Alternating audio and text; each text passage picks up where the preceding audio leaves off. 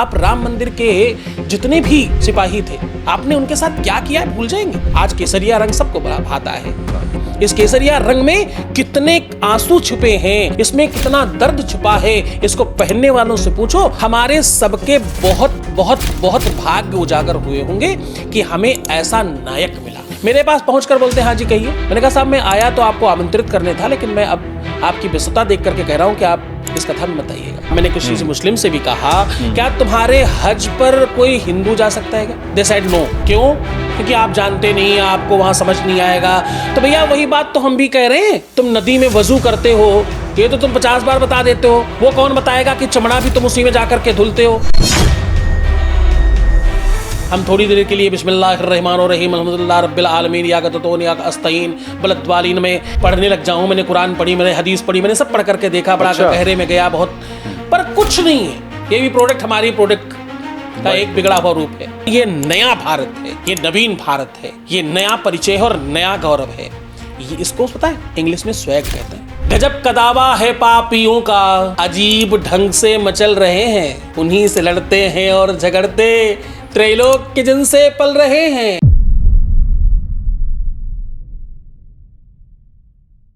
नमस्कार, मैं धर्मेंद्र द्विवेदी और आपका एनएमएफ न्यूज पर बहुत स्वागत है। आज हमारे साथ जो मेहमान हैं वो बहुत खास हैं। आचार्य सतीश सद्गुरु जी महाराज हमारे साथ हैं, जो कथावाचक हैं, जो शिव पुराण कहते हैं, लोगों को धर्म का उपदेश देते हैं, सनातन का प्रचार करते हैं। लेकिन इससे भी बड़ी बात यह है कि वो जो आजकल परिवारों में विवाद है, जो फैमिली मैनेजमेंट है, उस पर भी बात करते हैं, देश की हर समस्या पर बात करते हैं। आज हम उनसे इन्हीं सब मुद्दों पर बात करेंगे, परिवार पर, देश पर, राजनीति पर, धर्म पर। कोई ऐसा मुद्दा नहीं होगा जिस पर हम बात नहीं करेंगे। बहुत स्वागत है आचार्य जी आपका। जी बहुत धन्यवाद आपका और आपके सभी दर्शकों को बहुत साधुवाद, बहुत धन्यवाद। और महादेव से प्रार्थना कि आप सबकी हर मनोरथ की सिद्धि हो, आप सबके जीवन में प्रेम बढ़े। आपका बहुत धन्यवाद कि आपने मुझे बुलाया, मुझ अकिंचन को भी इस लायक समझा कि हम वार्तालाप करें आपके साथ बैठकर। बहुत धन्यवाद आपका। आचार्य जी कुछ अपने बारे में बताइए थोड़ा सा। आप अपने बारे में, आपने कहाँ से अध्यात्म की राह पकड़ी और क्या किया? द्विवेदी जी, असल में हमारे अपने बारे में बहुत कुछ बताने लायक है नहीं। बहुत छोटा सा जीवन है। हम सब तो क्या धान की बेड़ हैं सनातन में। बड़े बड़े वटवृक्ष जिन्होंने हमारे महापुरुषों ने काम किए। मेरा तो जीवन प्रारंभ हुआ, मैं रहने वाला कानपुर शहर से हूँ, उन्नाव में मेरे पूर्वज रहे। बहुत बस जन्म वहाँ हुआ, उसके बाद ननिहाल में पालन पोषण हुआ और 5th के बाद से मैं आश्रम चला गया। गुरुकुल में शिक्षा दीक्षा हुई। अच्छा, आपकी सारी शिक्षा दीक्षा गुरुकुल में हुई। अच्छा। और वहीं से फिर BHU से हमने PhD किया। फिर कुछ किताबें लिखना, फिर कहीं काम करना, फिर संतों के साथ रहना, फिर नियति को जो मंजूर है उन्होंने कहा नहीं जी आपको तो संसार में इस विधि में रहना, इस विधा में रहना है, लोगों के लिए आपको काम करना है, तो अब आप सबकी सेवा में हैं। गुरुकुल आपने बात, आचार्य जी आपने बात की गुरुकुल की जी। तो ये प्रथा एक सनातन की बहुत अच्छी प्रथा थी जो आजकल विलुप्त हो चुकी। बिल्कुल जी, आपको गुरुकुल नहीं मिलेंगे। हाँ। तो इसका क्या नुकसान देख रहे हैं आज के समाज में आप गुरुकुल ना होने का? देखिए, इसका बहुत बड़ा नुकसान है। ये आप ऐसे समझिए कि शिक्षा नहीं होगी, अगर पाठ्यक्रम नहीं होएगा, अगर आपके पीछे मटेरियल नहीं है, तो आप क्या प्रोवाइड करेंगे? आपके पास जो देना चाहते हैं वो पहले होना चाहिए। वेद कहता है ददाति प्रतिगृह्णाति नानी थई सा प्रसीदति। जो आप देना चाहते हैं पहले वो अपने अंदर रखिए। आपके पास इन्वेंट्री तो चाहिए ना। आप कोई वस्तु बेचना चाह रहे हैं, आप प्रचार करना चाहते हैं, प्रसारित करना चाहते हैं, पहुंचाना चाहते हैं लोगों तक, जन जन तक उसको आप चाहते हैं वो पहुंचे। ये संभव कैसे होगा जब आपके पास खुद है ही नहीं? तो सबसे पहले तो शिक्षा मिले, और वो शिक्षा नहीं देने वाले जो गुरुकुल अब नहीं है, कम हो रहे हैं धीरे धीरे। जब भी बहुत सारे संत, बहुत सारे महापुरुष इस प्रयास में निरंतर लगे हैं, लेकिन अभी जितना लगा गया है उससे बहुत बहुत बहुत ज़्यादा की जरूरत है। जैसे अभी एक दशक पूर्व तक पूज्य महर्षि महेश योगी जी ने बड़ा काम किया इस पर। उनका बड़ा इसके ऊपर वैशिष्टिक सहयोग रहा इस सनातन धर्म के ऊपर। उन्होंने लाखों लाख वैदिक आचार्य तैयार किए, लाखों, एक आदमी, एक आश्रम में 5-5 हजार 10-10 हजार छात्र पढ़ते रहे। उन्हीं की परिपाटी पर चलकर, उनकी लेगेसी को लेकर के अब हम लोग भी प्रयास कर रहे हैं। हमारे यहाँ भी अभी भी हजारों की तादाद में बच्चों को हम लोग परवरिश दे रहे हैं, उनको वेद पढ़ा रहे हैं, उनको फिर से कर्मकांड के लिए, ज्योतिष के लिए, प्रवचन के लिए, धर्म के लिए, धर्म और धर्म का उपाख्यान करने के लिए तैयार कर रहे हैं। लेकिन आचार्य जी, कई बार होता है कि ये राजनीति का विषय बन जाता है। मदरसा, गुरुकुल, इस पर बहुत राजनीतियां होती हैं जी। मदरसे चल रहे हैं, बंद हुए तो बीच में विवाद हुआ, तो सनातन को लेके बहुत एक गलत धारणा भी फैलाई जाती है इस देश में। तो इसकी क्या वजह देखते हैं आप? देखिए, जब तक मशीन आपके साथ नहीं होती, मशीनरी आपके साथ चाहिए ही होती है। जब तक शासन, प्रशासन और सरकारें इस मानस में नहीं आएंगी कि शिक्षा आपका मूलभूत अधिकार है। जो कुछ पढ़ना चाहता है, हम, कोई उर्दू पढ़ना चाहता, कोई फारसी पढ़ना चाहता, कोई संस्कृत पढ़ना चाहता, कोई साहित्य पढ़ना चाहता है, कोई लेगेसी पढ़ना चाहता है, कोई अपनी संस्कृति पढ़ना चाहता है, कोई अपना इतिहास पढ़ना चाहता है, कोई लिटरेचर पढ़ना चाहता है, कोई साइंटिस्ट होना चाहता है। तो ये तो आधिकारिक व्यवस्था है ना। इसमें राजनीति नहीं है, ये तो धर्म नीति है। ये इसमें हर व्यक्ति का अपना मौलिक अधिकार है। लेकिन अगर अब आपके 4 बच्चे हों, आप एक को दे रहे हैं और 3 को उपेक्षित कर रहे हैं, तो देखिए कष्ट है ना। हमें सैकड़ों सालों से कभी कुछ मिला ही नहीं, हम निरंतर उपेक्षित ही हैं। आप एक पत्रक उठाकर दिखाइए कहीं पर भी, आज से 10, 12, 15 साल पहले, जब से भारतीय जनता पार्टी की सरकार है, इससे पूर्व का एक पत्रक कोई उठाकर दिखाइए जिसमें किसी भी गुरुकुल को, किसी भी संस्कृत विद्यालय को ऐसा कोई अनुदान दिया जा रहा हो, ऐसा किसी प्रकार का सहयोग किया जा रहा हो। और वो जो हैं भी, वो इतनी कम मात्रा में है। जैसे आप जब कोई वस्तु बांटते हैं तो आप ये तो देखते हैं ना कि याचक कितने हैं सामने, उनकी जनसंख्या क्या है। आप वोट लेते समय ध्यान देते हो, आप बाकी सब समय ध्यान रखते हो कि कौन सी चीज के याचक कितने हैं, आपको सब पता होता है। आप जब देने की बारी आएगी तो आप नहीं ध्यान देंगे क्या? आप मदरसे चलाएं, हमें इसमें आपत्ति नहीं है। मदरसों के बैक एंड में आप जाकर के खुरापात कर रहे हैं, आप आतताई पैदा कर रहे हैं, आप आतंक पढ़ा रहे हैं। चलो, तुम्हारी मर्जी भैया, तुम देखो उसको, तुम्हारी जिम्मेदारी, तुम्हें देखना चाहिए, तुम्हारा नैतिक कर्तव्य है वो कि वहां कुछ गलत ना हो, ये भी तो तुम्हें को देखना है। पर भैया हमको भी तो कुछ करो। हम लोग भी तो इसी देश में रह रहे हैं, हम भी तो वोट देते हैं, हम भी तो टैक्स देते हैं, हम भी तो सारी व्यवस्थाएं करते हैं। तो संतों के लिए, धर्म पुरुषों के लिए, महात्माओं के लिए, सन्यासियों के लिए, वेद पाठियों के लिए, साहित्य पढ़ने वालों के लिए क्या व्यवस्था होगी और कौन करेगा? ये तो सरकारों को करना होगा। इसमें तो राजनीति होनी ही चाहिए। इस पर तो मुझे लगता है ओपनली टॉक होनी चाहिए, खुलकर बात होनी चाहिए। आपने जो ये बात कही कि आज से बीजेपी सरकार जब से आई, उससे पहले का जो टेन्योर था जी, उसमें जो आपने गुरुकुल बताए या जो भी दूसरे इस तरह के संस्थान बताए जो सनातन की पढ़ाई कराते हैं या जो भी शिक्षा देते हैं, उनको ना अनुदान मिला, ना उन पर ध्यान दिया गया, नहीं दिया गया। तो ये इसकी क्या वजह देखते हैं आप, क्यों ऐसा किया गया है? क्योंकि हम सहिष्णु हैं, हमने कभी मांगा ही नहीं। वेद कहता है, शास्त्र कहता है, बिना मांगे माँ दूध भी नहीं पिलाती बच्चे को। जब तक मांगा नहीं जाए, क्षुधार्तिशार्ताम जननी स्मरंतीम, जब भूख से बच्चा व्याकुल होता है और चहकता है, तब माँ दौड़ कर आती, दूध पिलाती। हम सहिष्णु हैं, हमने कभी मांगा नहीं और हमें कभी दिया नहीं गया। तो जब मांगा जा रहा है तो उस पर भी आपत्तियां हैं। अब तो देखो क्या है ना, कभी दिया नहीं तो आदत नहीं है, स्वभाव में नहीं है, वो नेचर में नहीं, आपके मंतव्य में नहीं, आपके मानस में नहीं, आपके सोच में नहीं। आपने कभी सोचा ही नहीं कि ये भी किया जाना चाहिए।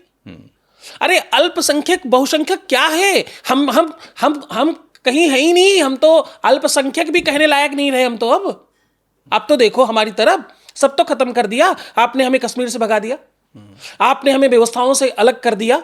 आप हमें इस लायक भी नहीं समझते कि हम मंदिर में रहकर के पूजा कर सके। हमारे मठों को छीन लिया, हमारे यहाँ के सारे खजाने छीन लिए, सब तो कर लिया। अब तो जीने दो, अब तो ठीक से करने दो। तुम क्या किस तरह हमारा सम्मान करोगे? हम कैसे भूल जाएंगे ये सब कुछ?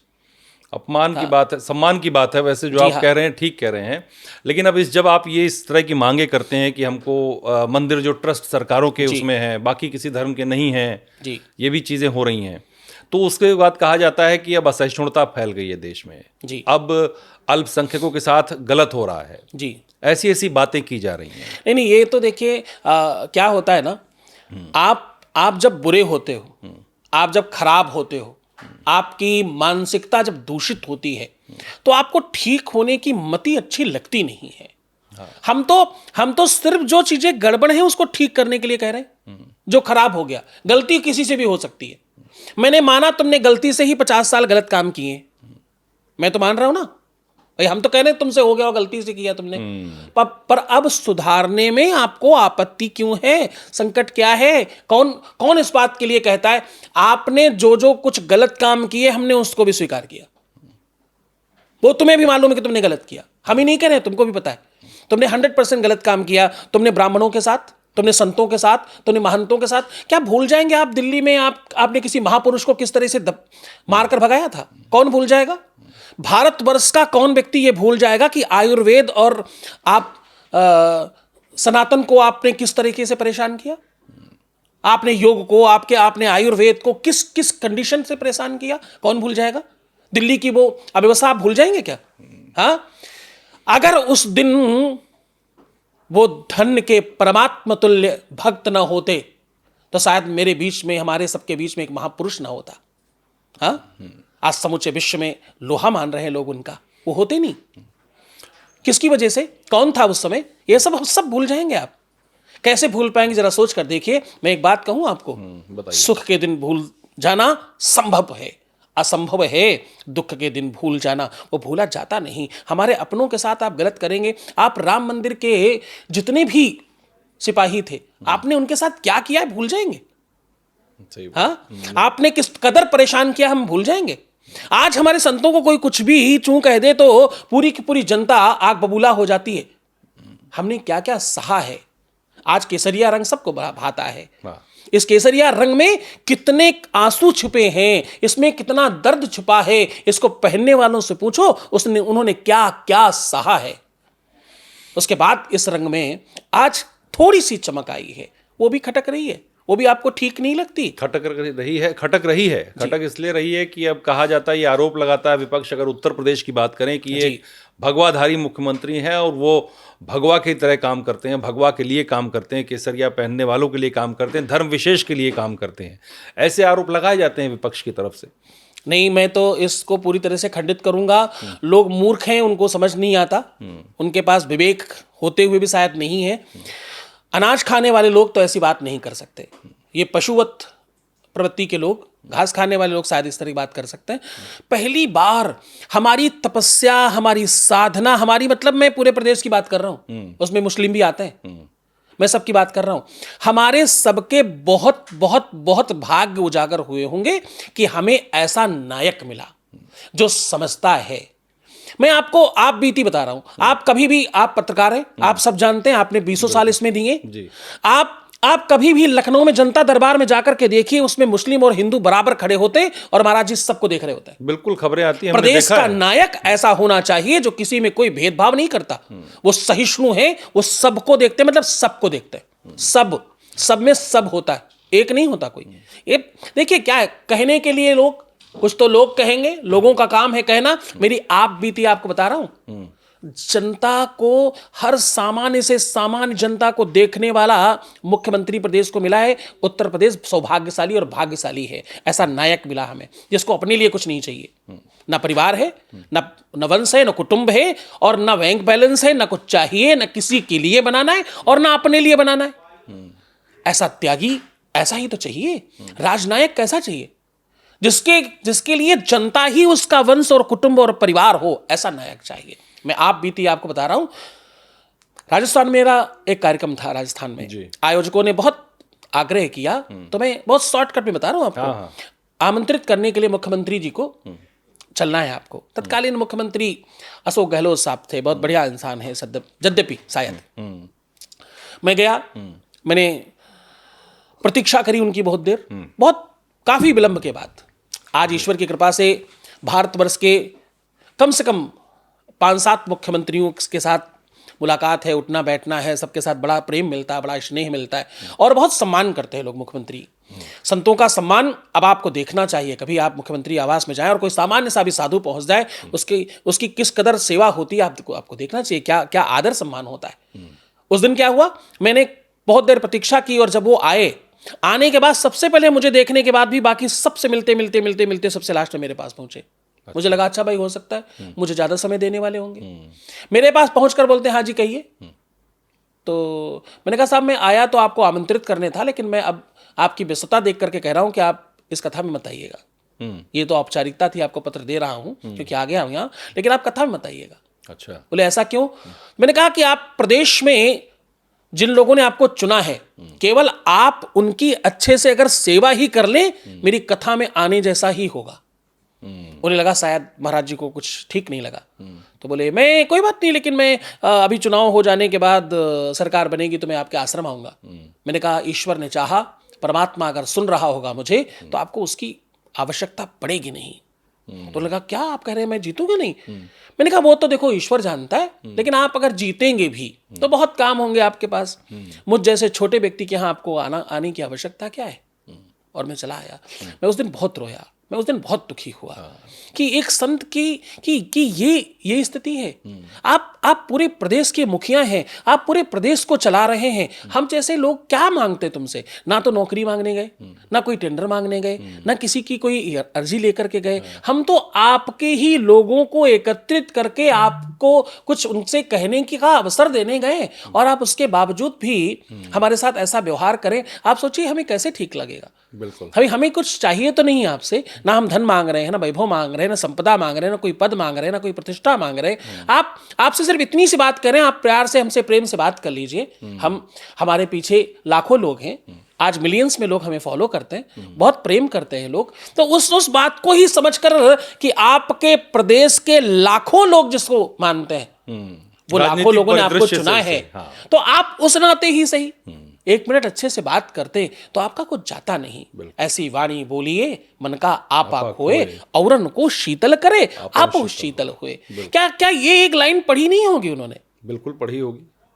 आचरण में नहीं है, चिंतन में नहीं है, सोच में नहीं है, वो विचार में नहीं है, इसलिए हम लोगों को लगता है कि वो सरकारें ठीक नहीं है। हमने अनुभव किया है, ये तो एक अनुभव बता रहा हूं, ऐसे न जाने कितने अनुभव। अच्छा। हमारे आज भी आप हॉस्पिटल्स में 500 बेड से ज्यादा बड़ा हॉस्पिटल देखने को जल्दी नहीं मिलता। बिल्कुल। अभी से 3 दशक पूर्व 1000 बेड का आयुर्वेदिक हॉस्पिटल बनाने के लिए नोएडा में निर्धारित किया गया। तत्कालीन प्रधानमंत्री जी माननीय इंदिरा गांधी जी, उन्होंने आयुर्वेद की मान्यता ही रद्द कर दी, और आयुर्वेद के नाम पर कोई भी पाठ्यक्रम ही नहीं। वो तो MBBS इसमें आपका होता है, और उसमें क्या बोलते हैं आप उसको, BMS होता जी। मतलब आयुर्वेद का नाम ही नहीं है, कहीं पर आप आयुर्वेदाचार्य हो जाए। आयुर्वेद को पूरी तरह से उन्होंने इतना निगलेक्ट कर दिया कि उसको किसी भी जगह कोई मान्यता ही नहीं है, उसकी कोई वैल्यू नहीं बची उसके बाद। तो ये तो हाँ जी, ये कैसे आप सहन करेंगे? आज जिस आयुर्वेद को लोग शीश पर रख रहे हैं, जिस आयुर्वेद को लोग इतना मान रहे हैं, समझ रहे हैं, पहले की सरकारों ने उसको उठाकर कहां फेंक दिया, ये कैसे भूल जाएंगे हम? आज तो आयुष मंत्रालय भी है। आप सोचिए कि हम कैसे भूल जाएंगे। ये आज है, ये कल क्यों नहीं था? कल भी होना चाहिए था ना। अगर आपका मानस पवित्र है, अगर आप वास्तविकता में बिल्कुल आपका मानस है कि आप जनता के लिए कुछ सोचते हैं, आप स्वयं के लिए अगर नहीं सोचते, अगर जनता के लिए सोचते हैं, तो आप आयुर्वेद सोचते। आपको पता होता आयुर्वेद केवल आयुर्वेद थोड़ी है, नूरानी भी तो है, मुस्लिमों के लिए भी तो वही संदर्भ है। हिंदू के लिए, मुस्लिम के लिए, किसी के लिए भी नहीं तो सोचा ना। और अगर तुमने मुस्लिमों के लिए सोचा भी, तो क्या हिंदू तुम्हें वोट नहीं देते? तो आज तुम किस मुंह से वोट मांगोगे? और हिंदू तुम्हें देगा कैसे? तुम्हें चुनेगा कैसे? हाँ, तो आज हम सब सौभाग्यशाली हैं कि हमारे देश में श्रद्धेय मोदी जी का वर्चस्व है और वो पीठासीन है। हम सब बहुत सौभाग्यशाली हैं। व्हाइट हाउस जैसी जगह पर जाकर के भी अगर हमारे यहाँ का प्रधानमंत्री ये कहता है कि मैं आज व्रत हूँ, मैं उपवास हूँ, मेरा नवरात्रि चल रहा है, मुझे व्रत वाला भोजन ला करके दिया जाए, ये हमारा वैशिष्टिक सौभाग्य है, ये हमारा वैशिष्टिक दर्शन है। व्हाइट हाउस जैसी बड़ी जगह पर जाकर के जहाँ मेवा पकवान और दुनिया भर की चीजें रखी, वहां जाकर के आप क्यों? क्योंकि आप हिंदुत्व को, हिंदुस्तान को, सनातन को और इस देश को, जहां राम कृष्ण शंकर और दुर्गा है, जहां हनुमान की धरती है, इस धरती का प्रतिनिधित्व कर रहे हैं। पूरा विश्व देखा, पूरे विश्व ने देखा और सबने न्यूज चलाया, दुनिया भर के न्यूज चैनल में चला कि व्हाइट हाउस में जाकर के उन्होंने फलाहार किया। बोला था अभी। लेकिन अब हिंदू राष्ट्र को लेकर के बहुत बातें हो रही हैं, मुखर बातें हो रही हैं, जी। उस पर भी राजनीति हो रही है। आपका क्या मत है हिंदू राष्ट्र को लेकर के, क्या कहते हैं आप? देखिए, ये राष्ट्र तो हिंदू ही है, इसमें कोई संदेह नहीं। इस राष्ट्र में रहने वाले 90-99% लोगों की जड़ों में हिंदुत्व है और पुनरावृत्ति में कोई बुराई नहीं है। अगर आपसे कोई गलती हो जाए उसे टाइम पर सुधार लेना बुद्धिमत्ता कहलाती, इसमें सब लोगों को एक साथ खड़े होकर करना चाहिए। क्यों? क्योंकि मैं आपको बिल्कुल वास्तविक कह रहा हूं, हुई है वही जो राम रच राखा को कर तर्क बढ़ावई शाखा। आज नहीं कल, कल नहीं परसों, परसों नहीं नरसों, कुछ और साल सही हमारे न जाने कितने महापुरुषों ने बलिदान दे दिया। हाँ, वो वापस आएगा क्या? राम के लिए, मंदिर के लिए, अयोध्या के लिए, मथुरा, काशी, अयोध्या, ये हमारे धरती की पहचान है। तो मंदिर के बारे में भी कहा था, राम मंदिर बन गया, सरकार बनेगी तो कुछ किया जाएगा, कुछ बदला जाएगा फैसला राम मंदिर को लेकर के, आपने सुना होगा, कहा गया था। जी जी। तो ये क्या मतलब सोच है कि इसके पीछे क्या सोच हो सकती है? राजनीति हो रही है? देखिए, मुझे लगता है कि ईश्वर के ऊपर राजनीति नहीं, धर्मनीति होनी चाहिए। जिनको भी जाना तो सबको लास्ट में उधर ही है ना, तो कम से कम उनके नाम पर राजनीति की तो आवश्यकता नहीं पड़नी चाहिए। यहां पर तो से केवल धर्मनीति है और जो धर्म कहता है, धर्म को जैसा मानक है, वो उसकी जैसी मानसिकता है, उसका जैसा नियम है, उसी प्रकार से चलना चाहिए। अन्यथा क्या होगा? आप जो बोगे आपको वही काटना पड़ेगा, इसमें कोई रंच मात्र संदेह नहीं है। शास्त्र भी कहता है, पुराण भी कहता है, ददाति प्रतिगृह्णाति, जो तुम दोगे वही तुम्हें वापस मिलेगा।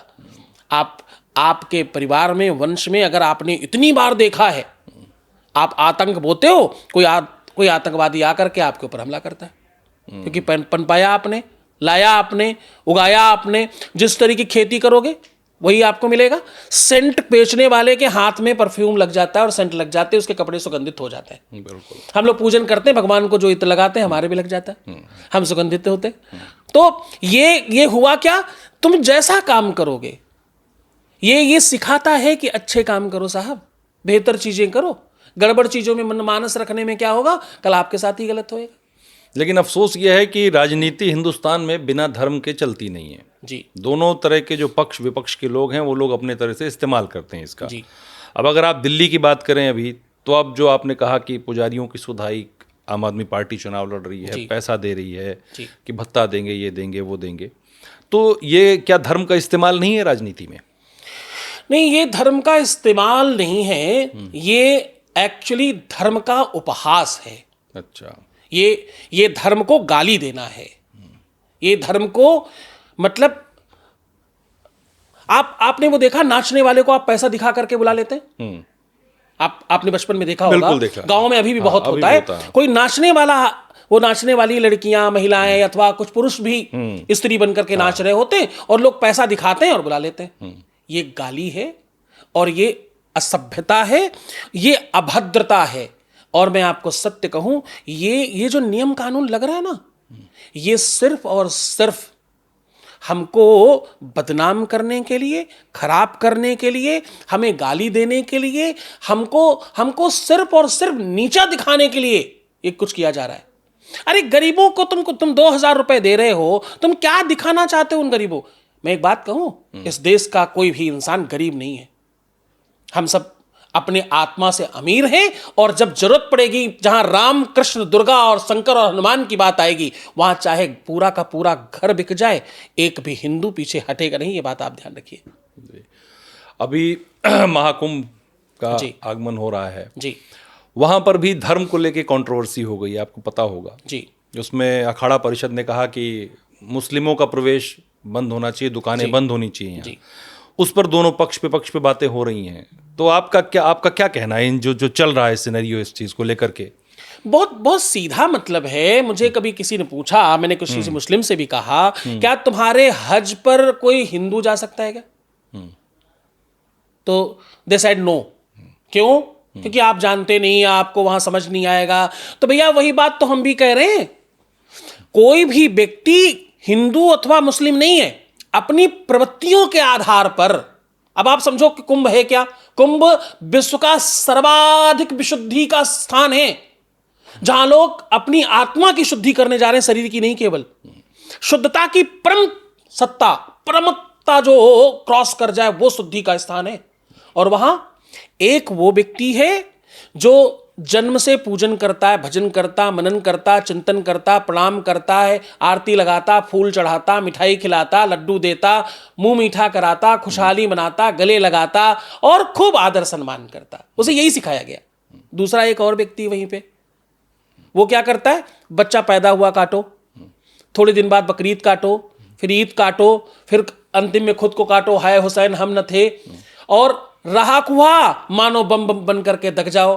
केवल और केवल रक्त संहार होना, जिसके ब्लड में व्याप्त है, जिसके रग रग में व्याप्त है, जिसके धर्म ने यही सिखाया, यही बताया, यही कराया। आपको पता है वो कुर्बानी बच्चों को दिखानी पड़ती। अच्छा। आपको मालूम है बात? जब कोई मुस्लिम कुर्बानी करता, वो क्या ही किसी का रक्त बहाता है, आप ऐसे कहो। जब वो वध करता है किसी का, जब वो बकरा काट रहे होते हैं अपने बकरीद जिबा में, करना कहते हैं वो जो भी कुछ कहते हैं ना, बकरीद जिबा करना कहते हैं। हाँ, तो जब वो हलाल हकाक क्या करते हैं, वो जब काट रहे होते हैं उसको तड़पा तड़पा कर जब मार रहे होते हैं, तो घर का छोटा छोटा बच्चा और हर एक बिटिया, हर एक वो लाडली, वो सुकुमारी, सब खड़े होकर सब देखेंगे। छोटे छोटे बच्चों को जब आप बचपन से रक्त दिखाओगे, वो बड़े होकर क्या बनेंगे?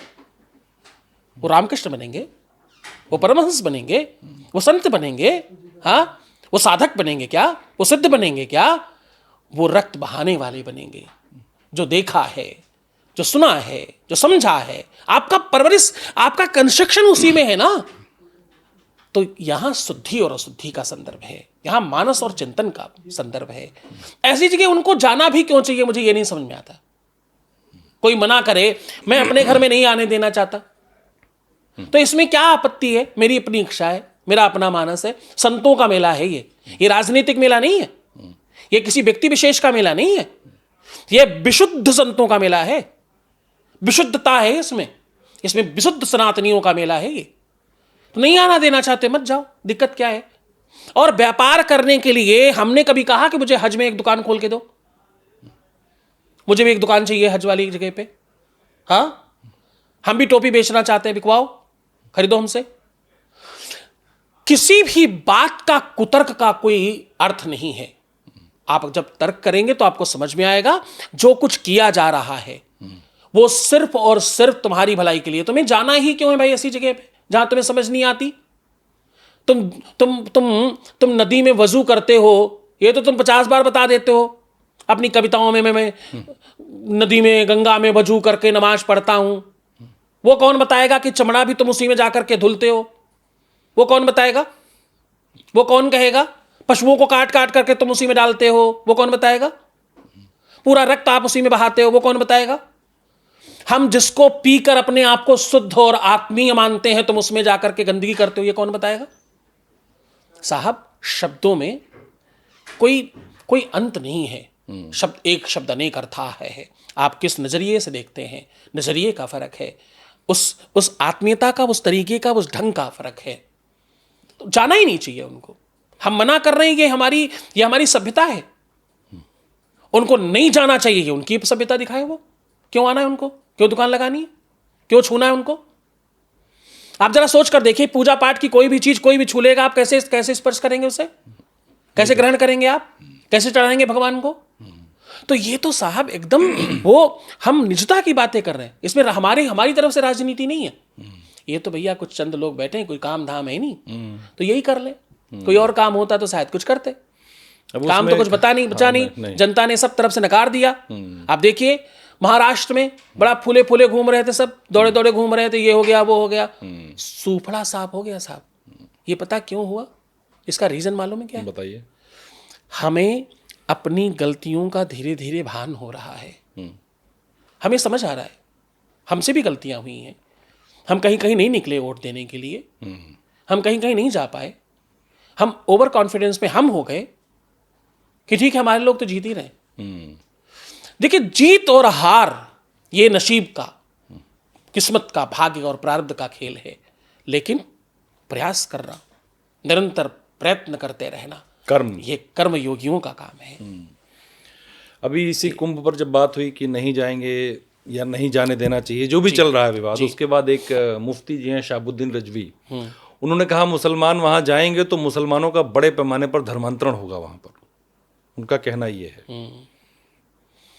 नहीं, धर्मांतरण ये जो शब्द है ना, इसको असली में हमारे प्रदेश के मुखिया जी ने बहुत समय पहले घर वापसी का जो असली नाम है वो दिया है। हम धर्मांतरण करने में बिल्कुल भी विश्वास नहीं करते, और धर्मांतरण हो सकता नहीं है। धर्म का कोई चेंज कैसे हो सकता? धर्म तो धर्म ही रहेगा। धर्म को क्या चेंज करके क्या बना सकते हो? हम घर वापसी कर रहे हैं। जिनकी जड़ों में, जिनकी साख में हिंदुत्व रहा है, आतताइयों ने जिन्हें जबरदस्ती परिवर्तित किया है, हम केवल गड़बड़ चीजों को ठीक कर रहे हैं, कुछ नहीं कर रहे। हम बहुत सहिष्णु हैं, हम आज भी उनके प्रति बहुत आदर रखते हैं। हम गंगा जमुनी तहजीब को समझते हैं और बहुत मानते हैं, लेकिन जो हमारे लोग हैं उनको तो वापस लेंगे ना, उनको क्या दिक्कत है? आपके घर में कोई आना चाहता, आप मना करेंगे क्या? हाँ, वो ठीक है, तरीका आपका हो सकता है कि आपके घर में रहने के कुछ नियम होंगे, कुछ पद्धतियां होंगी, कोई तरीके होंगे, तो हम भी वही कर रहे हैं। धर्मांतरण नहीं कर रहे हैं, हम घर वापसी कर रहे हैं। लेकिन ऐसा आरोप लगाया जाता है कि जो दूसरा पक्ष है वो तो धर्मांतरण करवाता है, लव जिहाद है, दूसरे लालच हैं, इनको दे करके बहुत बड़े पैमाने पर धर्मांतरण होता है, दबाव बना के होता है धर्मांतरण। ऐसी खबरें आती हैं, ऐसी चीज़ें कही जाती हैं। चूंकि देखो क्या है ना, जिसके पास कोई अच्छे काम नहीं है वो दुष्कर्म करता है, वो दुष्कर्म करता है, धूर्तता करता है, वो अपनी औकात उसी तरीके से वो दिखा सकता है, क्योंकि उनके पास इसके अलावा कोई तरीका नहीं है, उनके पास कुछ है नहीं और करने को। हमारे पास बहुत सारे काम हैं, हम कंस्ट्रक्टिव लोग हैं। आप पाकिस्तान की स्थिति देखिए, इकोनॉमी देखिए, वहां की नोट की वैल्यू देखिए, वहां की कंडीशन देखिए, आपको पता लग जाएगा कि वो सोच के लोग, उस मंतव्य के लोग कितने कंस्ट्रक्टिव और कितने बेहतरीन हैं। हाँ, और ये बांग्लादेश में क्या हो रहा है, ये भी तो, बांग्लादेश भी तुम्हारे बगल पड़ोसी देश है, वहां जो हिंदुओं के साथ हुआ अभी, वो बहुत आहत करने वाला है, वो बहुत दुखद है, वो बहुत गंभीर चिंतन है। और उस पर जो कुछ किया जा सकता है वो हमारी सरकारें भी कर रही हैं, इसमें कोई संदेह नहीं। लेकिन जो अभी भी जहां जहां हम नहीं हैं, हमारी कुछ मजबूरियां हैं, हमारे हाथ कहीं कहीं पर बंधे हुए हैं, कुछ व्यवस्थाओं में हम अभी नहीं हैं, तो वहां मजबूरी है कि कुछ नहीं किया जा सक रहा है। लेकिन उसके बावजूद भी आप गौरव करिएगा, आप थोड़ा इस बात को गंभीरता से सुनना और बड़ा ध्यान से समझना साहब धर्मेंद्र जी, क्योंकि आपका अनुभव बहुत गहरा है, बहुत लंबा अनुभव रहा है।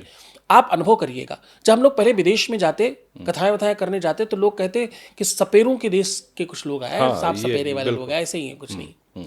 आज भारतवर्ष का अपना परिचय है। आज वो ताकत है आपके पास में कि आप रूस और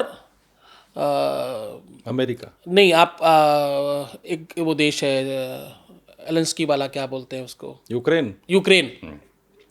आज आप यूक्रेन और रूस दोनों को ये कह देते हैं कि भाई दोनों लोग युद्ध करना बंद कर दीजिए, पहले हमारे बच्चे वापस जाएंगे, उसके बाद युद्ध करना। थिंक अबाउट इट, सोच कर देखिए। बिल्कुल, आप किसी छोटे बच्चे को नहीं कह रहे कि खेलना बंद कर दो, यहां से गाड़ी निकल रही है। आप विश्व की महाशक्ति रखने वाले रूस को, विश्व के सर्वश्रेष्ठ ताकत वाले देश को कहने, रुको, हेलो, बंद करो ये अपनी बम बारूद, थोड़ी देर बंद रखना। और एक को नहीं, दोनों को, पूरा समूचा विश्व जो नहीं कर पाया वो आपके देश ने किया। ये आपके देश का परिचय है और ये नया भारत है, ये नवीन भारत है, ये नया परिचय है और नया गौरव है। ये इसको पता है इंग्लिश में स्वैग कहते हैं। स्वैग, हाँ, ये स्टाइल है। स्वैग। अब आपको गौरव करना चाहिए, इस बात पर आपको कॉलर ऊंचा करना चाहिए, इस पर रील बनानी चाहिए, इस पर बनाओ ना यार रील, इसको दिखाओ ना, दुनिया को बताओ ना, हु एम आई, अपना परिचय इस तरह दो ना। हम हिंदुस्तानी केवल इतनी बात नहीं रही, अब वो बात नहीं रही कि हमारा प्रधानमंत्री जाकर के दुबक के बैठ रहा है। अब वो बात रही कि हमारे यहां कोई शेर है और भारतवर्ष का परिचय देने जाता है।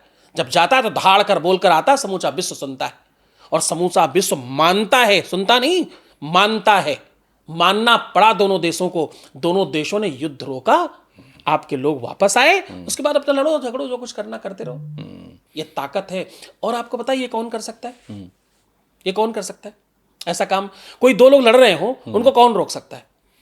जिसके पास जिसका जिसका जिसका स्वीकार्यता होगी, जिसके पास अधिकार होगा, जिसके लोग सुनेंगे, बड़ा होगा, जो मानेंगे वो। बहुत हिंदुत्व में कहे, बड़ा बड़ा देसी तरीके से अगर कहो तो उसका बाप रोक सकता है उसको। ए रुको भाई, मत लड़ना थोड़ी देर, ओए हटो, छोड़ो। आप किसकी सुनते हो जब लड़ रहे होते हो? जो आपसे बहुत ज्यादा ताकतवर होता है, जिसको आप बहुत अथवा मानते हो अथवा बहुत ताकतवर हो, वही आपको रोक सकता है उस समय। अन्यथा जिस समय आप क्रोध में हो, जिस समय आप झगड़ा कर रहे हो, आप लड़ाई कर रहे हो, आप मान जाएंगे क्या कि थोड़ी देर रुको, 2 मिनट बाद लड़ लेना, पहले इधर से निकल जाने दो? आप रोकेंगे क्या? नहीं, संभव नहीं।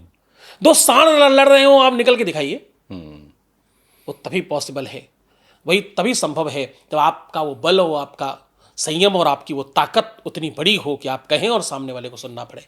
लेकिन विपक्ष इस चीज को, जो इस देश का विपक्ष है, वो इसको नहीं देखता या शायद नहीं मानता, उसको नकारता है चीज़ों को, और बोलता है कि इस देश में पिछले 10 सालों से सिर्फ हिंदू मुस्लिम की राजनीति की जा रही है। जो पार्टी है, सत्ताधारी पार्टी, उसने सिर्फ धर्म की राजनीति की है, और यहाँ पर अल्पसंख्यकों के साथ बुरा हो रहा है, उनके अधिकारों का हनन हो रहा है, ये कहा जाता है। ये तस्वीर जो आप दिखा रहे हैं उसके उलट दूसरी बातें होती हैं देश में। देखिए, उनका काम है बलगलाना। अगर वो कुछ कंफ्यूज नहीं करेंगे, देखिए सेल्स करने का, कुछ भी बेचने का एक तरीका है, कन्विंस कर लो जो वो कर नहीं पा रहे, अच्छा कंफ्यूज कर दो जिसकी वो कोशिश कर रहे हैं, अथवा डिफ्यूज कर दो जिसमें वो लगे हुए हैं।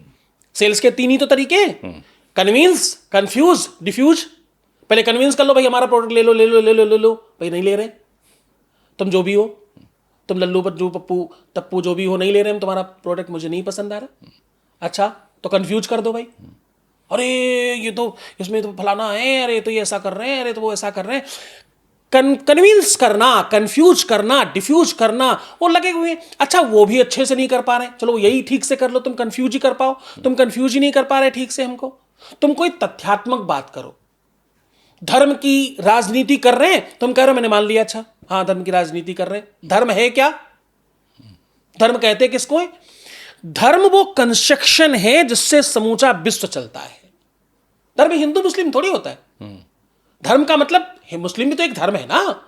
धर्म एक ऐसा शब्द है जिसके आगे किसी के लिए आप जोड़ सकते हो। आप हिंदू के लिए जोड़ो, आप मुस्लिम के लिए जोड़ो, सिख के लिए जोड़ो, सबके लिए जुड़ता है। वो कंस्ट्रक्शन है, कंस्ट्रक्शन करने की व्यवस्था है। कोई नीति तो होगी। नीति को क्या कहते हैं? धर्म ही तो कहते हैं, राजधर्म। हाँ, नीति को आप क्या कहते हैं? आप संविधान को क्या कहते हैं?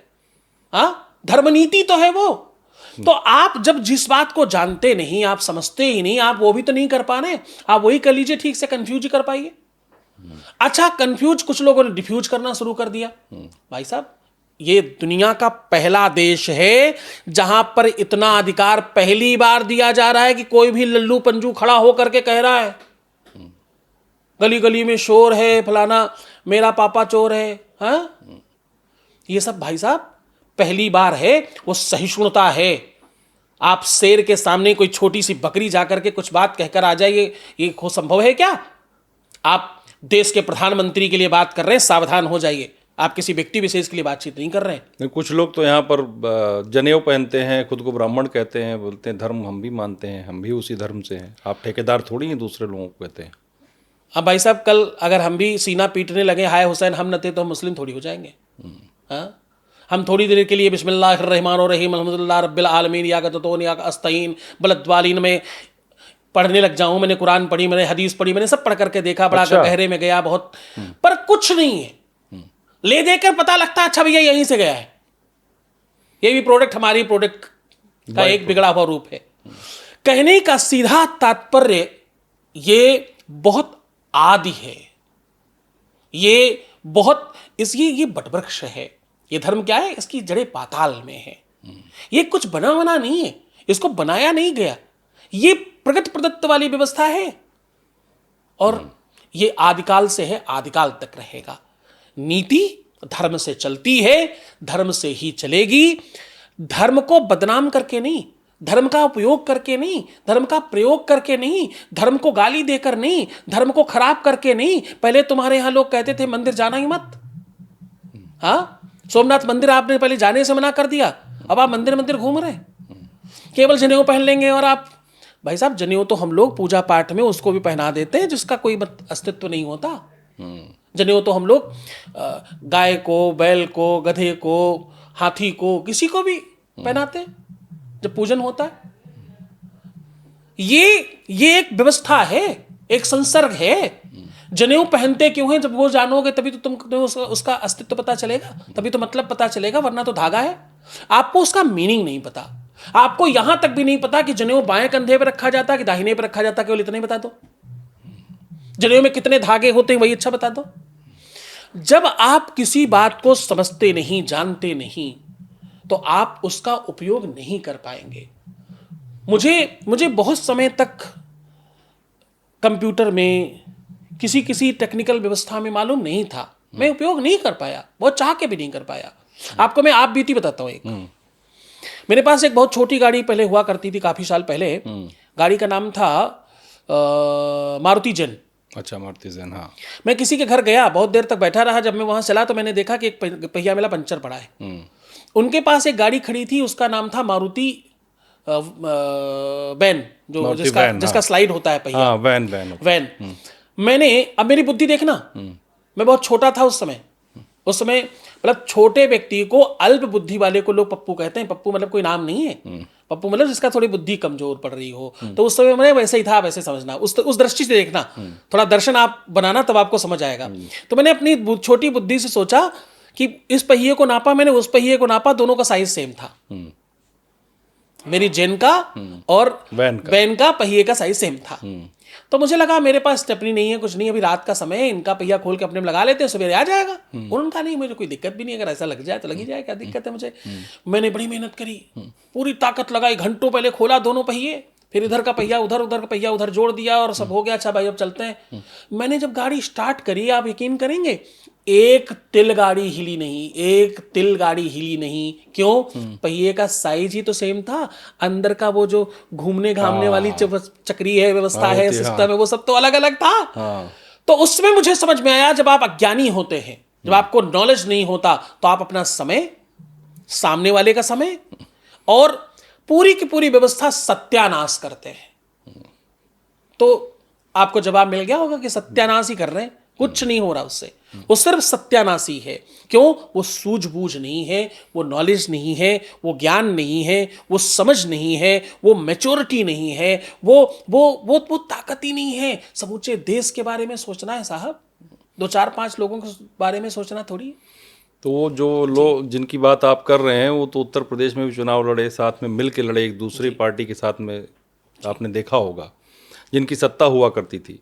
अब आज वही पार्टी आरोप लगाती है मुख्यमंत्री योगी आदित्यनाथ पर कि वो धर्म की राजनीति करते हैं। जी, मैं बात कर रहा हूँ समाजवादी पार्टी की, सबसे ज़्यादा जो हमले करती है विधानसभा में, जो बोलते हैं, तो कहते हैं कि ये सिर्फ उन्हीं लोगों के लिए काम कर रहे हैं, संतों के लिए ये सरकार काम करती है बस, ये और एक हिंदुओं के लिए काम करती, बाकी सबको छोड़ दिया है इसने। जो नहीं, देखिए, एक तो अगर ऐसा कर रही है तो उसमें कोई बुराई नहीं है, अगर कर रही, देखो मुझे नहीं पता, पर अगर ऐसा है, कोई हिंदुओं के लिए, संतों के लिए, सनातनियों के लिए थोड़ा ज़्यादा ध्यान रखा जा रहा है, तो इसमें कोई बुराई नहीं। क्योंकि जब आप देखते हो कि आपके पास जहाँ ज़्यादा लोग हैं, आप उनकी बात समझते हो, पर आप इस बात को सोच कर बताना, उनसे बोलो कि सर्वे कराओ और केवल ये देख कर के आओ, प्रधानमंत्री आवास का सबसे ज़्यादा फायदा किसने लिया उत्तर प्रदेश में?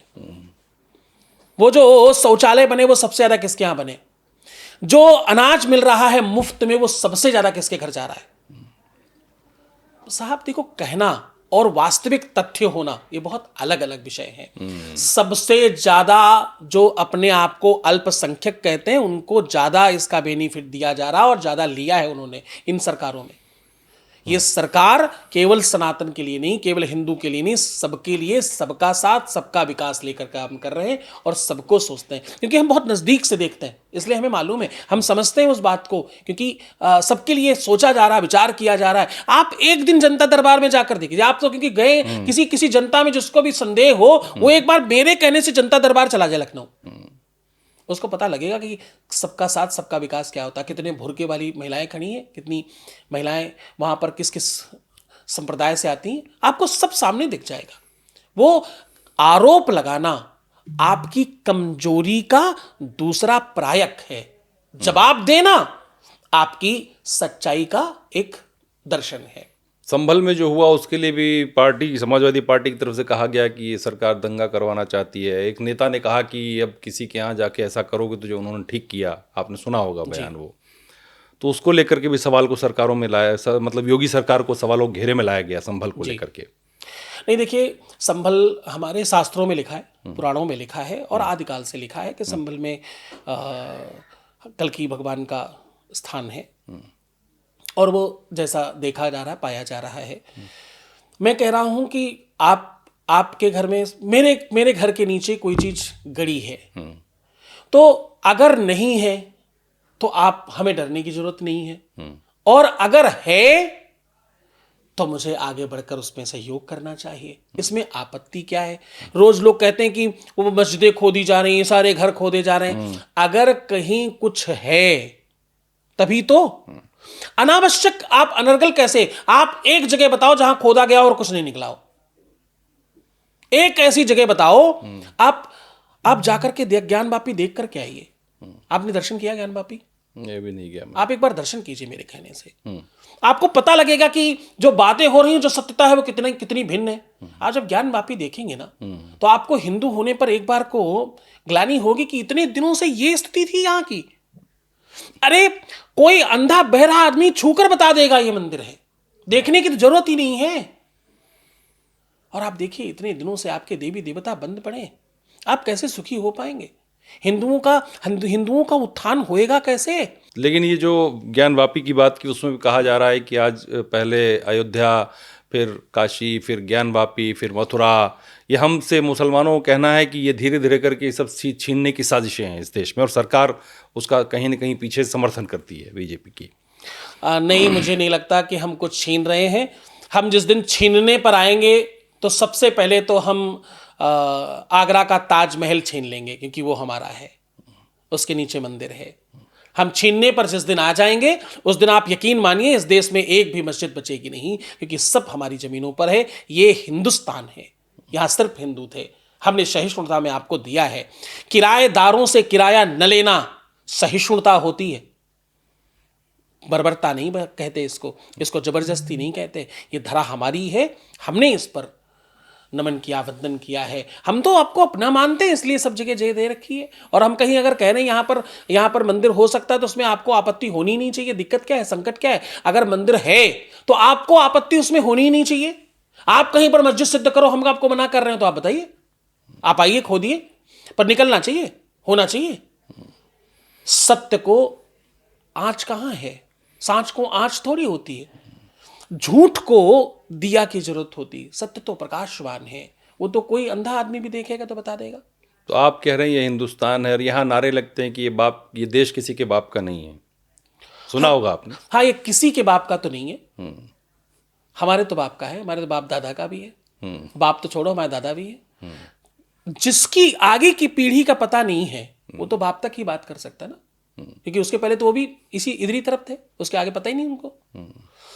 ये दूरदर्शिता की कमी है और कुछ नहीं, वो दूरदर्शी नहीं है। अब मंदिर जैसे कुंभ हो रहा है, तो वक्फ बोर्ड ने कहा कि ये जमीन तो हमारी, देखिए हम इतने सहिष्णु हैं, हम कुंभ के लिए जमीन दे रहे हैं अपनी। ये वो वाली बात हो गई। एक बिंदु जी का पद है, गजब का दावा है पापियों का। बिंदु जी का बड़ा अलौकिक पद है ये, बड़ा बहुत पसंद है मुझे। गजब का दावा है पापियों का, अजीब ढंग से मचल रहे हैं, उन्हीं से लड़ते हैं और झगड़ते, त्रैलोक्य जिनसे पल रहे हैं। ये पूरा विश्व जिससे पलता पोसता है।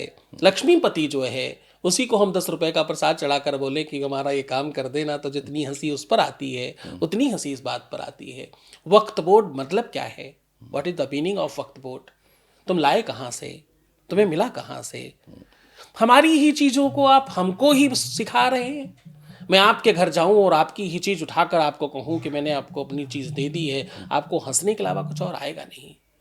साहब, प्रयागराज है वो, हाँ, वो तीर्थों का राजा है। वहाँ किसी की जगह होना संभव नहीं है, कुछ नहीं है किसी का।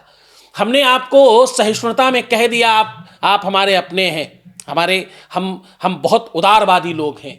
हमने कभी दे दिया, कभी कह दिया आपको आपकी चीज़ है, चलो यहाँ तुम बैठ जाओ।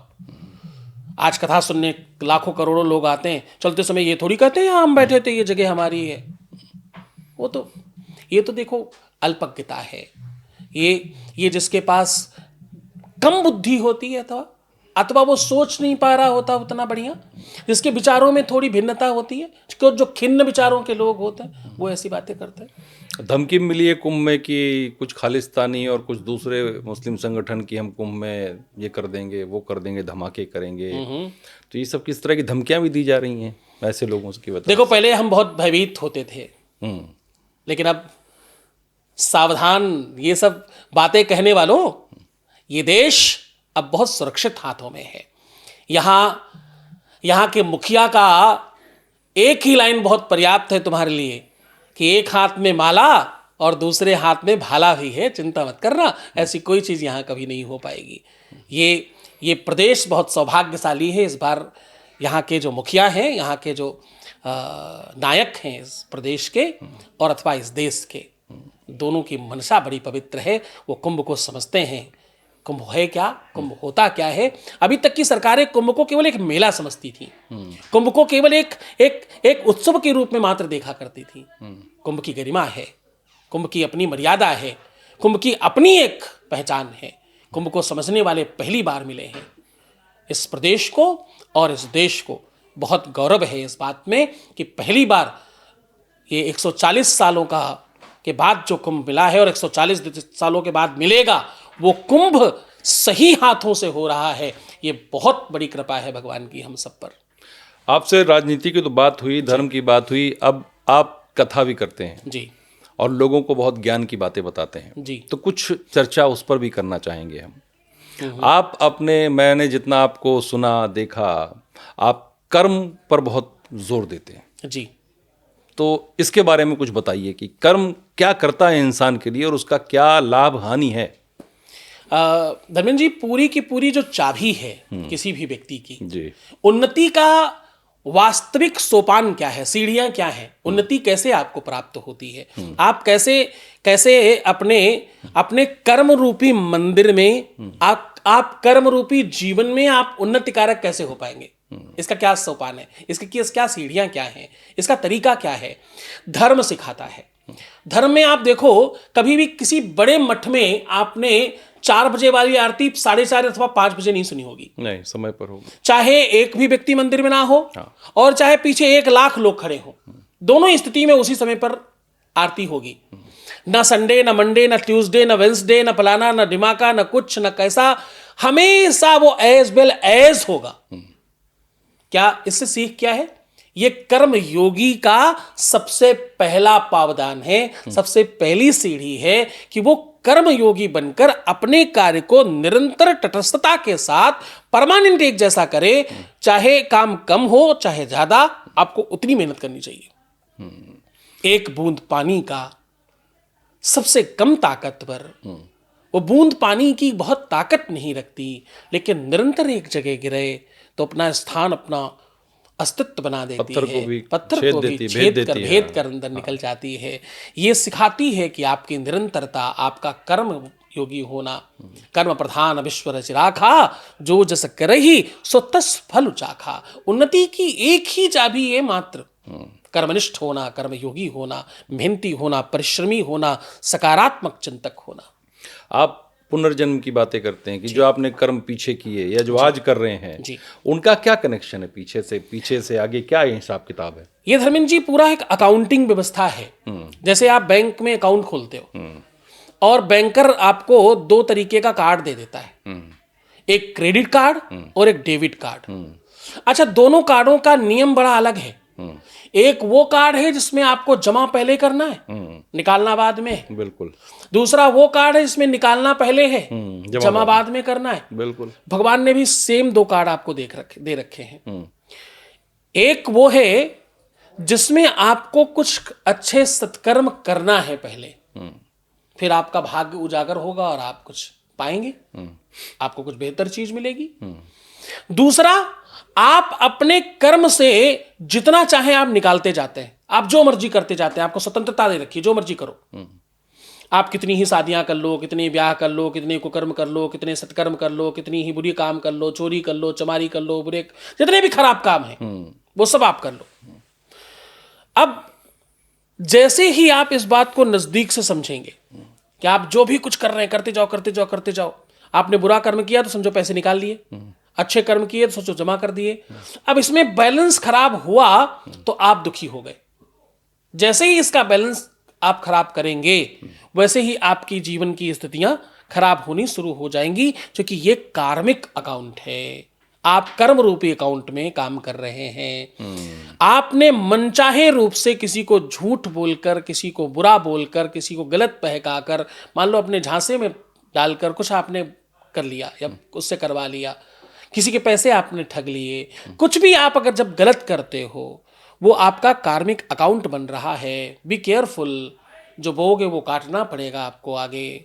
अवश्यमेव भोक्तव्यम, क्या अवश्यमेव भोक्तव्यम कृतकर्म शुभा अशुभम।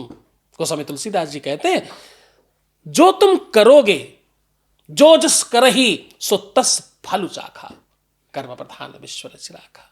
जो तुम कर रहे हो वो तुमको भोगना पड़ेगा। तुम झूठ बोल रहे हो, तुमसे कोई झूठ बोलेगा। जो तुम जैसा कर रहे हो उसका उलट तुमको मिलेगा, तुम्हें मालूम नहीं है। ये कर्मावली बिल्कुल डस्टबिन की तरह है। सारी दुनिया की आप गंदगी डस्टबिन में डालते जाओ, वो एक दिन सड़ करके एक ही स्वरूप में हो जाएगी, सब काला काला हो जाएगा। आपने चाहे केले के छिलके डाले, चाहे अमरूद के डालें, चाहे सेब के डालें, और चाहे सच में कोई गंदगी डाली, वो एक दिन बाद सड़के वो सब काली हो जाएगी। तो जब आपको वापस मिलेगा ना तो आपको पता ही नहीं चलेगा कि ये कौन सा वाला छिलका वापस मिल रहा है, ये काला वाला आप क्या है, अगर उसे आप चेक करना चाहेंगे। इसी तरह जीवन में जब आपको वापस आकर के मिलेगा तो आपको पता थोड़ी चलेगा आपको किस संकट की और किस बात की सजा मिल रही है। लोग कहते हैं ना, जाने क्या मैंने ऐसा कर्म किया कि मुझे ऐसा भोगना पड़ रहा है। बहुत लोग मैंने देखा है कि बहुत अच्छे इस अभी मौजूदा समय में अच्छा करते हैं बहुत जी, लेकिन फिर भी परेशान रहते हैं। कुछ वो बीमारियां हो पहले करके गई आए ना। पहले बीमारी वो कुछ पहले करके आए ना। अच्छा, आपने अगर लोन ले रखा है दबा के हैवी, तो क्या होगा, जो आपकी सैलरी आ रही है उससे पहले लोन डिडक्ट होएगा, फिर बचा हुआ पैसा आपको दिया जाएगा। तो आप कर्म ज्यादा कर रहे हो, अच्छे काम कर रहे हो, फिर भी आपको इतना सा बेनिफिट मिल रहा है, तो बाकी बेनिफिट कहाँ जा रहा है, आपके लोन को चुकाया जा रहा है। आपने जो पहले यूज कर रखा है अमाउंट, उसकी भरपाई कराई जा रही है, वहाँ भरा जा रहा है, वहाँ से आपका खजाना मेंटेन किया जा रहा है। तो वो तो आप ही को करना पड़ेगा ना, कोई और तो नहीं है ना इसमें। क्योंकि झूठ बोलना, सच बोलना, अच्छा करना, बुरा करना, सब आपके हाथ में, सब आपको दे रखा है परमात्मा ने। उसने सारी व्यवस्था आपको दे रखी है। सोच समझ कर, जब आप कोई नौकरी कर रहा है, आज बॉस नहीं आया, कोई देखने वाला नहीं है, चलो वो आराम से करता है, कोई देख नहीं रहा है, नहीं, कोई तो देख रहा है। तुमको तुम देख रहे हो। जब तुम कुछ गलत करते हो तो तुम्हें कौन देखता है, तुमको तुम देखते हो, तुमको तुम्हारी निजता देखती है, तुमको तुम्हारी स्वयमेवता देखती है, तुमको तुम्हारा कंस्ट्रक्शन देख रहा है, तुम्हारा रोज का जो तुम जैसे जैसे बड़े हो रहे हो वो तुम्हें देख रहा है, तुम्हारा वो बड़ा होने का तरीका तुमको देख रहा है, तुम्हारी पूरी की पूरी व्यवस्था तुमको देख रही है। और तुम अपना भविष्य जो बनाने वाला है ना, उसको सब दिखा रहे हो कि तुम कौन हो, हु आर यू, अपना परिचय दे रहे हो तुम ये करके। कर्मनिष्ठ होना, कर्मयोगी होना, कर्मठ होना, मेहनती होना, परिश्रमी होना उन्नति का सोपान है। आजकल जो है, जो जनरेशन, यंग जनरेशन है, जेनजी से कहा जाता है, उन लोगों के अंदर मतलब धर्म को लेकर भी कुछ ऐसा बहुत वो नहीं है। दूसरा, चारित्रिक हनन बहुत हो गया है लोगों का, पतन, हनन नहीं, चारित्रिक पतन कहूँगा मैं। और आप चरित्र पर बहुत विशेष ध्यान देते हैं, मैंने आपकी कथाओं को सुना। जी। तो उस पर कुछ बताइए आपकी क्या है, इसका कितना इंपॉर्टेंट चीज़ है ये लाइफ में, इंपॉर्टेंस इसकी। देखिए, चरित्र जो है ना वो आपकी सबसे बड़ी पूंजी है। आपके पैसे खर्च हो जाए आप फिर कमा सकते हो, आपका स्वास्थ्य थोड़ा 19-20 हो जाए, आप मोटे हो जाओ, कसरत करके आप पतले हो सकते हो, आप पतले हो कुछ अच्छा खा पी के थोड़ा ज़्यादा ध्यान देकर के आप मोटे हो सकते हो। आपकी सब चीज़ों पर काम किया जा सकता है, लेकिन एक बार चरित्र गिर गया, आपने चारित्रिक दोष अपने अंदर अगर बना लिए, इसका भरपाई कभी हो सकता नहीं। और चारित्रिक दोष के बाद सबसे पहला जो संकट आता है, आप किसी भी जहां चरित्र दोष ज्यादा होगा, आप कभी भी उसके दाम्पतिक जीवन में सुख नहीं देख पाएंगे। आदत है ना, स्वाभाविक व्यवस्था है ना। आपका जब स्वभाव है, जो व्यक्ति 10 जगह भोजन कर रहा है ना, इस होटल में, उस होटल में, इस ढाबे में, उस ठेले पे, वो फलाने जगह पे, इस पे, उस पे, उस पे, तो इसका नुकसान क्या है? इसका नुकसान ये है कि उसको घर का खाना अच्छा ही नहीं लगेगा, उसको हर दिन एक नया तरह का चाहिए, उसको हर दिन एक नया स्वाद चाहिए। तो आपका स्वास्थ्य भी खराब कर रहा है वो खाना, आपका जीवन भी खराब कर रहा है, आपकी शारीरिक व्यवस्था भी खराब कर रहा है, और आपका भविष्य भी खराब कर रहा है। खराब खाओगे तो क्या होगा? स्वास्थ्य खराब होगा, तबीयत खराब होगी, शरीर बेकार होएगा, और आपका भविष्य खराब होगा, फिर आपकी संतति खराब होगी। क्योंकि आप एक बहुत बड़ा बीज हैं। गन्ना बहुत बड़ा था, उसी का थोड़ा सा टुकड़ा काट करके जमीन पर लगाया गया, दूसरा गन्ना आ गया। तो अब जो दूसरा गन्ना आया, उसकी नस्ल चेंज हो जाएगी क्या? नहीं। वो तो जो तुमने बोया वही आएगा ना। तो आपकी आने वाली संतति उसी कंस्ट्रक्शन से आएगी। बी केयरफुल, ध्यान रखना। तुम्हारी बिटिया भी तुम्हारे घर पैदा होगी, तुम्हारे घर तुम्हारा बेटा भी पैदा होएगा। हाँ, वो सारा का सारा जो अरेंजमेंट है, वो आपके ही निजता से तो जा रहा है, आपके ही अंदर से तो जा रहा है। लेकिन आजकल की जनरेशन जो है, मैं इस पर भी बात करूं आपसे, कि वो बड़ा उन्मुक्त रहना पसंद करते हैं। रोक टोक किसी को पसंद नहीं। जो भी 20 साल, 18 साल, 22 साल, 25 साल के लड़के लड़कियां हैं हमारे देश के, उनको उन्मुक्ता पसंद है। उनको चरित्र से कोई लेना देना नहीं। वो आज लिव इन में रह रहे हैं किसी के साथ, कल किसी के साथ रह रहे हैं, परसों रिश्ता टूट गया, फिर सुसाइड कर लिया या कुछ भी गलत कर लिया। तो ये बहुत बड़ा समाज में बदलाव आ गया है। आप जिस चरित्र की बात कर रहे हैं, मुझे लगता है कि उतनी अहमियत इस जनरेशन में रही नहीं, क्योंकि माँ बाप कुछ बोलते हैं तो वो उनसे नहीं बात करते हैं। देखिए, ये तब समझ आएगा जब आप अपनी शिक्षा में धर्म को डालोगे, जब आपको ये पता लगेगा कि शरीर आपका एक नहीं है, आपके शरीर में 5 शरीर है। अच्छा। जब आपको पता चलेगा कि 5 महाप्राण हैं आपके अंदर, एक प्राण नहीं है, तब आपको ये सब पता चलेगा कि आपके जीवन में दुखों का कारण आप बना रहे हो। जब आप 5 शरीर समझते हो, जब आप 5 महाप्राण समझते हो, तब आपको समझ में आता है कि आपकी नैतिकता, आपका आचरण, आपका संस्कार, आपकी संस्कृति और आपका अपना चिंतन, आपका नजरिया होना कैसा चाहिए। एक बाहरी शरीर है जो अन्नमय कोश कहलाता है, अनाज से बना हुआ है। जैसा खाओ वैसा बन जाएगा। कम खाया दुबले हो गए, ज्यादा खाया मोटे हो गए। ये क्या है? ये अन्नमय कोश है। ये इसके रोगी होने पर उतनी तकलीफ नहीं है, क्योंकि इसके रोग को तो सामान्य से सामान्य इंसान भी समझता है। बुखार हो गया आपको पता चल जाएगा। अब इसके बाद एक और शरीर है, उसका नाम है मनोमय कोश। ये क्या है?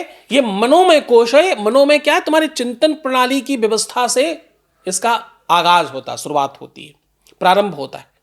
आपकी सोचने का नजरिया, कुछ भी बात का चिंतन का ढंग, आप किस तरह किस बात को देखते हो, आपका जो मेंटल हेल्थ है वो मनोमय कोश निर्धारित करता है। पूरा विश्व इससे आहत है, पूरा समूचा विश्व इसमें पड़ा हुआ है मेंटल हेल्थ में। महिलाएं कभी बोलती मैं ये भूल आई, कभी वो भूल आई, कभी ये नहीं कर पाए, कभी हम वो नहीं कर पाए, कभी हमसे ये नहीं हो पाया, कभी वो नहीं हो पाया। हाँ, मनोमय कोश, फिर विज्ञानमय कोश, फिर आत्ममय कोश और फिर आनंदमय कोश। ऐसे 5 सोपान है, 5 शरीर है। एक शरीर है जो आपके डिसीजन मेकिंग को बनाता है। डिसीजन क्या चाहिए, क्या सही है, क्या गलत है, होना क्या चाहिए, कब क्या करना है, किस तरह करना, कितना करना है। अब जरा परफेक्शन पर सोचो। कोई एक व्यक्ति 30 सालों से निरंतर भोजन बना रहा है, उसका सब बिल्कुल हमेशा एक जैसा आता है, बहुत बढ़िया बनाता है। आप इसको क्या कहते हैं? परफेक्शन है। वही एक दूसरा व्यक्ति है, 30 सालों से खाना बनाता है, लेकिन अक्सर कभी नमक ज्यादा होता है, कभी कम होता है, कभी तीखा ज्यादा हो जाता है, कभी ये जल जाता है, कभी वो जल जाता है। इसका मतलब क्या है? इसको आप समझते क्या है? यानी उसका ध्यान वहां फोकस नहीं है। वो उस काम में है नहीं, वो अपनी नियति में नहीं है, और उसका वो एक जो शरीर है वो डैमेज हो रहा है।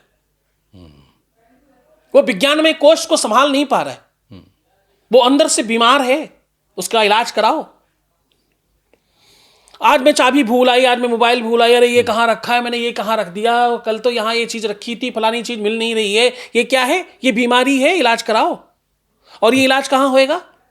ये हॉस्पिटल की बीमारी नहीं है, ये शरीर में ढूंढी नहीं जा सकती, पूरे शरीर में बता ही दो मन कहाँ है, सही बात है। नहीं, चित्त कहाँ है।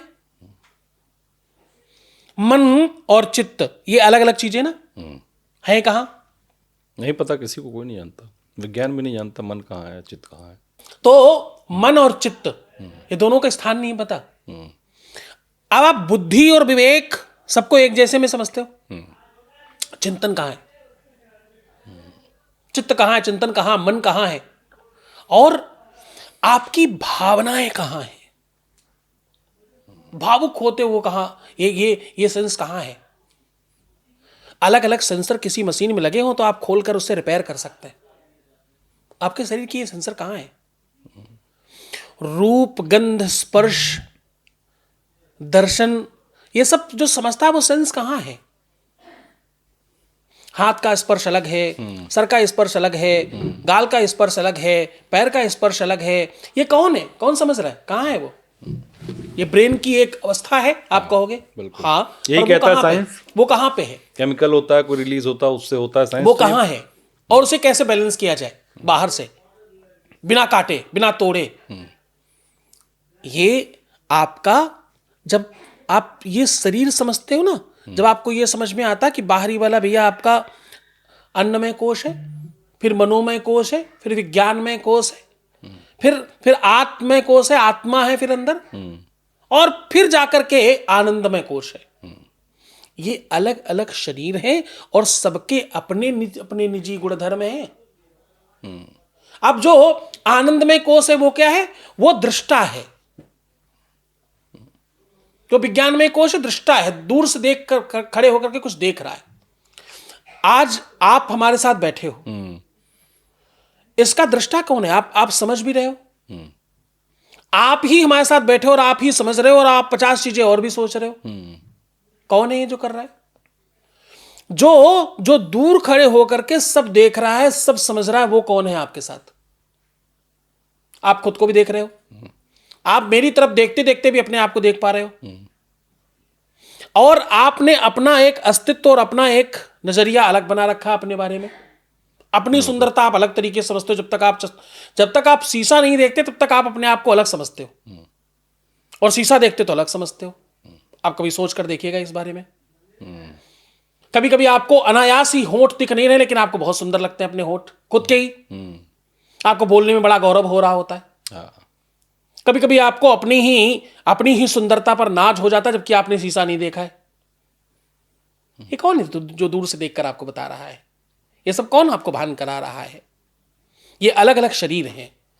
तो वो जो चारित्रिक व्यवस्था है, लोग लिविंग में रह रहे हैं,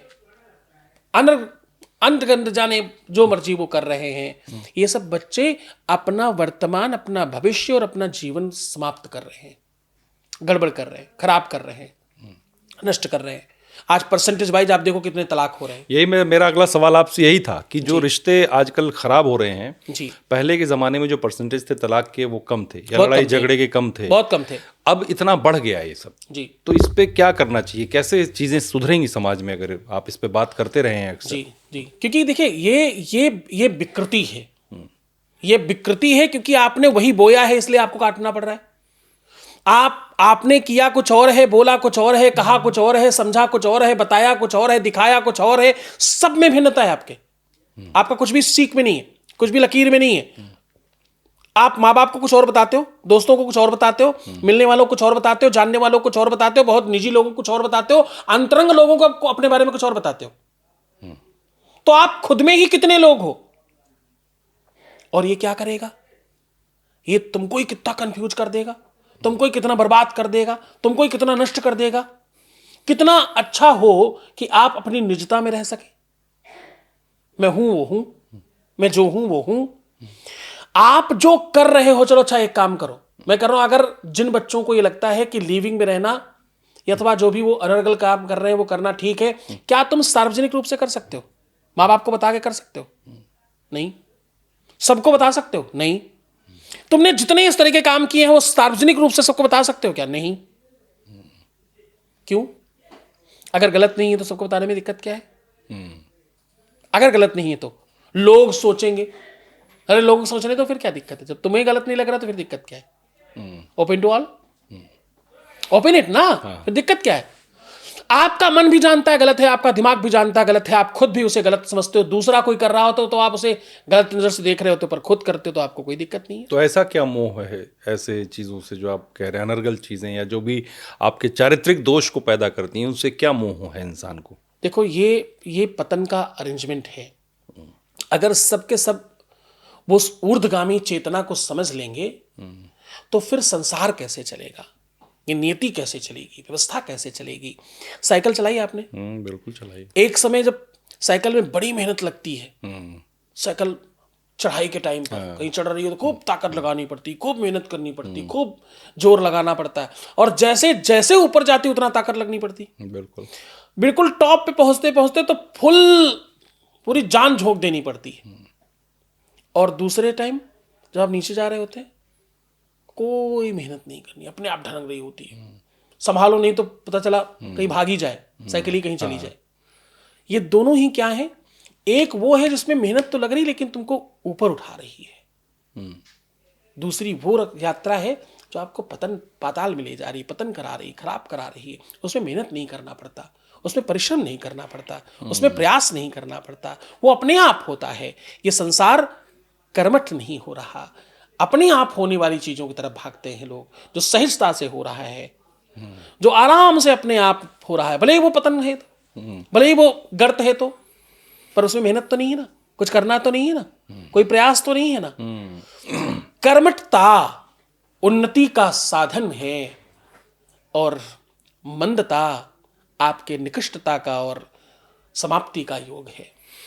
अब मेरा एक और सवाल है, आखिरी सवाल आपसे। आप क्या सुझाव देंगे, क्या सलाह देंगे समाज को, यंग जनरेशन को, जो गलत रास्ते पर जा रही है या अनजाने में कुछ ऐसा कर रही है, उसके लिए क्या कहना चाहेंगे? एक ही चीज है, देवादिदेव महादेव का दर्शन करो और उनसे सीखो। परिवार नियोजन, परिवार प्रबंधन और परिवार को एक साथ रखने का नजरिया देखो महादेव का दर्शन करके। यहां चूहा और सर्प एक साथ रहता है। बाबा गणेश का वाहन चूहा है और महादेव का आयुध सर्प है, एक साथ रहते हैं। सर्प चूहे को खाता नहीं है। यहां सर्प और मोर एक साथ रहता है। मोर सर्प को खाता नहीं। मोर आपको मालूम है स्वामी कुमार का वाहन है, हाँ, भगवान शंकर के बड़े पुत्र का। यहां मोर और बैल एक साथ रहता है। बैल मोर को पैरों से कुचलता नहीं, भगाता नहीं, प्यार से रहता है। यहां बैल और शेर एक साथ रहता है। शेर बैल को खाता नहीं, शिकार नहीं करता, आनंद से रहता है। ये जो परस्पर प्रीति है, अच्छे अथवा बुरे दोनों के साथ, यही परिवार प्रबंधन है और यही परिवार का दर्शन है। यहां भगवान शंकर के कंठ में विष और चंद्रमा से अमृत टपक रहा है। यहां विष और अमृत एक साथ रहता है। उनका दर्शन इस रूप में करना चाहिए और इस रूप में ही मानना चाहिए, क्योंकि गोस्वामी तुलसीदास जी ने भी कहा, जहां सुमति तहां संपत्ति नाना, जहां कुमति तहां विपत्ति निदाना। जहां सुमति है यानी प्रेम है, वहां संपत्ति है। जहां झगड़े हैं वहां आपत्ति और विपत्ति है। सच मानो, प्रेम में बहुत सुख है। आज लोग एक दूसरे को घर में पूछते नहीं कि तुम कैसे हो। सोशल मीडिया पर तो औपचारिकता है, हेलो हाउ आर यू कहना ही पड़ता है, पर घर में पूछता नहीं। अपनों से पूछा करो कभी कभी, अपनों से मिला करो कभी कभी। एक ही घर में रहकर बातचीत नहीं होती, मुलाकात नहीं होती, कभी कभी मिला करो। कभी कभी अपनों से बैठकर बातचीत किया करो। थोड़ी देर कभी कभी मोबाइल स्विच ऑफ कर दिया करो। ऐसा करने मात्र से देखना परिवार में बहुत सुख बढ़ेगा। अपनों में जो सुख है ना, वो दुनिया में कहीं और नहीं। नकली पेंट करके, नकली हंसी लेकर के और नकली लोगों के साथ बैठकर कुछ क्षण तो बिताए जा सकते हैं। जीवन यापन सत्यता और वास्तविकता में होता है। वो तो देखो, लोवर और टी शर्ट में जब घर में बैठो तभी आनंद आता है। और ये अपनों के बीच में बैठकर, ठंडियों का समय, गजक और मूंगफली मंगाओ, घर में सबके साथ बैठो और देखना, सबके साथ बैठकर बातचीत करना। ये दिन बिल्कुल अलग होंगे और बहुत मज़ेदार होंगे। आचार्य जी, आपसे बात करके बहुत अच्छा लगा। आपने बहुत ज्ञान की बातें बताई और परिवार और समाज के साथ में कैसे हमको सामंजस्य बिठाना चाहिए, कैसे रहना चाहिए, ये भी आपने सिखाया हमको। और मुझे उम्मीद है कि दर्शक हमारे इस पर अमल करेंगे, जिससे उनका जीवन और बेहतर ही होगा। तो आपने इतना समय दिया, अपना कीमती समय, बहुत बहुत धन्यवाद आपका। जी, बहुत बहुत धन्यवाद धर्मेंद्र जी, आपको और आपके सभी दर्शकों को बहुत बहुत धन्यवाद। सर्वे भवन्तु सुखिनः, सर्वे सन्तु निरामयाः, सर्वे भद्राणि पश्यन्तु मा कश्चित् दुःख भाग् भवेत्। आप सभी के मनोरथ सिद्ध हो, सबकी इच्छाओं की पूर्ति हो, सब में खूब प्रेम बढ़े, सब आपस में खूब प्रेम करें। ऐसी शुभकामनाओं के साथ, ऐसे आशीष के साथ, हर हर महादेव।